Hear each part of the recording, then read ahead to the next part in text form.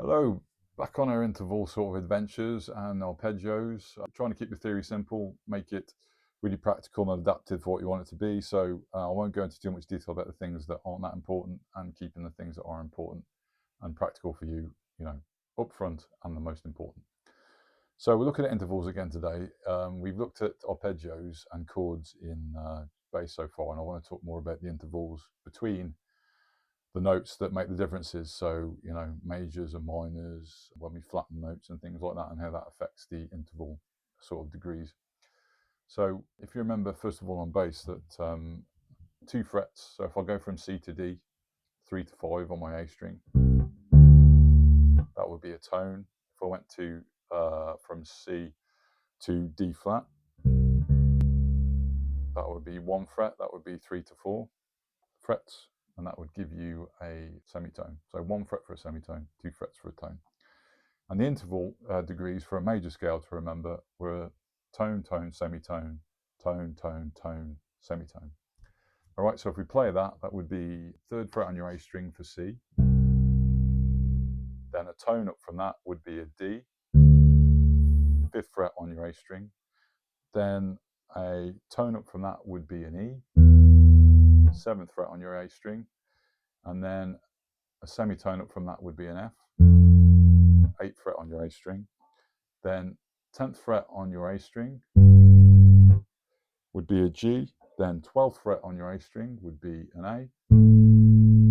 Then 14th fret on your A string would be a B. It's another tone. And then semitone up from that would be a 15th fret, which gives you a C again. So we've got that interval pattern. This is important for the next bit to keep this in mind. So the arpeggios in major, we're just going to look at in this video, just the major ones, nothing else, and how they change from what we've looked at so far. First one is obviously the C major arpeggio.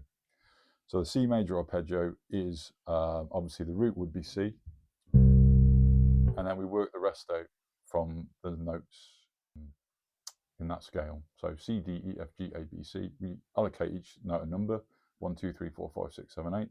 So the root is always number 1. So that's C, 3rd fret on my A string. Then the next note would be, if you go up to the 3rd note, that would be C, D, E. E on the bass is 2nd fret on your D string. And that will what we call a major third. That's why it's called a major arpeggio. And the interval between the root and the major third is 2 tones. All right, so I just want you to understand the spacing, how that works when we start looking at major and minor and what we change, so you understand the system. Then we need a 5th note, which is a G, and that's your 5th fret on your D string. Yeah, and then from the root, which is a C, to the G, we call that in music a perfect 5th, all right?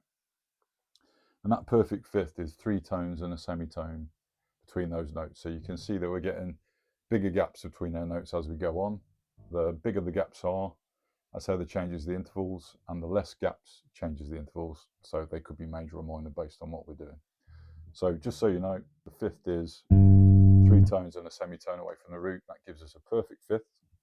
And then the octave is the 8th note in that scale, and that's the 5th fret on your G string.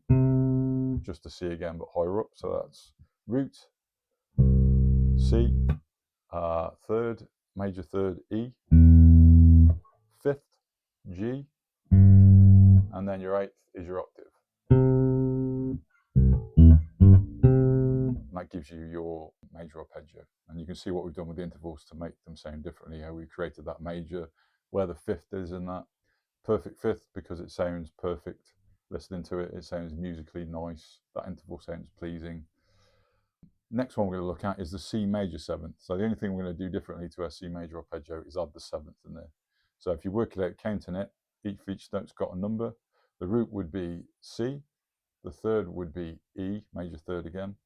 Your 5th would be G, your perfect 5th, and then we add the 7th, which is the note just before the main root note again, which gives us B. So that would be C on your A string, 3rd fret, E, 2nd fret on your D string, major 3rd, remember, G, 5th fret on your D string, perfect 5th on the root, and then your 7th would be your B, 4th fret on your G string, and then your G would be your 5th fret on your G string, higher C again. And that gives us a major 7th. Now the next one is the dominant 7th, we call it, and the only difference between the dominant 7th and the major 7th is we play the same notes, but this time we flatten the 7th, don't play the 7th. So whenever we say we're going to flatten some of the music, we're basically moving it down in pitch. So the root in C, dominant 7th would be C. We've got that major 3rd again up to E, perfect 5th up to G, and then this time we've got the 7th, but we've got to flatten it. So the 7th would be B, but we've got to flatten it, so it's actually going to be B flat. And then we've got our octave again, which is our 8th note, C, higher up again.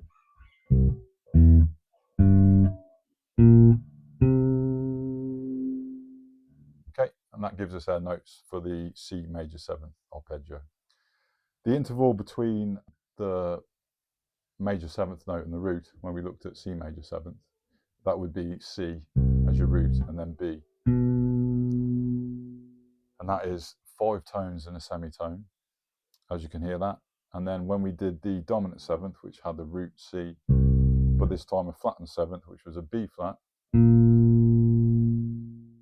that had exactly 5 tones in between those notes. So you can see 5 tones in the semitone for a 7th, and then 5 tones for a flattened 7th. So you can see how we're taking away the space between the notes, and that taking away, making the notes flatter, and then obviously changing those notes you're listening to them. All right, so just go over those again quickly. C major arpeggio, root 3rd fret, A string, C, major 3rd, 2nd fret, D string, E, perfect 5th, D string 5th fret, and then your octave C again on your G string 5th fret. Then we had a C major 7th, which was our root again, 3rd fret on your A string. We had a major 3rd, 2nd fret on your D string, E.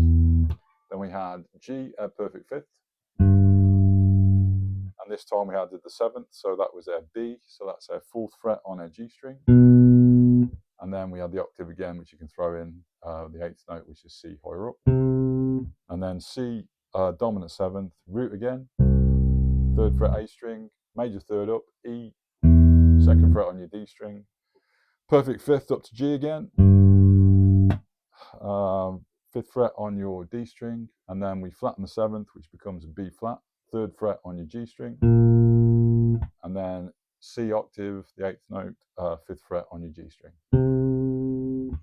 And that gives you all the arpeggios again and explains the intervals in between each one and why they're different. Not majorly important at the moment, but it's just good to keep that in mind as we look at more theory as we go along. You'll be able to reassess what you've learned, what you're going to play over something, and then realise, what you're actually doing for a flattened 7th or a major 3rd or a perfect 5th, the intervals, how they're changing. So you've got the idea of pitch in your head all the time, because that's really important. All right, doing well. Minors next. Boo doo doo.